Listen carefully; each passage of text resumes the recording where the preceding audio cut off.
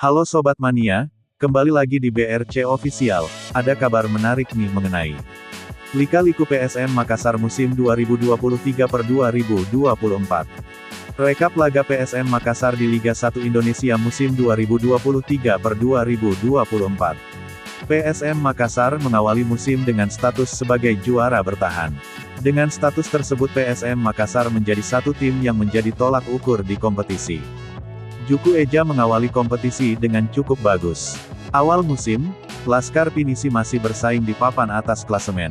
Kemudian memasuki pertengahan musim, M. Arfan CS mulai kendor. Salah satu penyebabnya karena skuad Ramang main di dua kompetisi berbeda. Menjadi wakil Indonesia di ajang AFC Cup tidak gampang. Faktor kelelahan dan jadwal padat turut menyebabkan turunnya performa anak asuh Bernardo Tavares.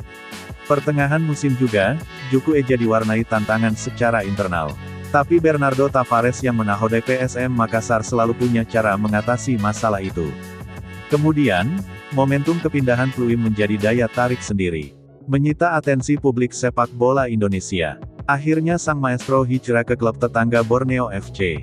Alhasil putaran pertama PSM Makassar duduk di peringkat 14 klasemen. Putaran kedua ditandai dengan datangnya pemain baru dan hengkangnya striker juara yakni Everton Nascimento. Tapi Everton benar-benar pergi ketika PSM Makassar tersingkir dari AFC Cup. Laga terakhir PSM Makassar di AFC Cup yang paling mengesankan musim ini. Saat itu, PSM Makassar menghadapi Sabah FC, yang sudah dipastikan lolos fase grup. PSM Makassar menjadi tim tamu sekaligus laga terakhir Everton bersama pasukan Ramang. PSM Makassar tersingkir dengan kepala tegak setelah mengalahkan Sabah FC, dengan skor 3-1. Pertandingan perpisahan Everton itu berakhir dengan manis. Everton mencetak 2 gol sekaligus man of the match laga tersebut. Memasuki paruh kedua Liga 1 Indonesia. Pasukan Ramang kedatangan dua pemain asing Victor Mansaray dan C. Paulo. Dua pemain ini membawa harapan.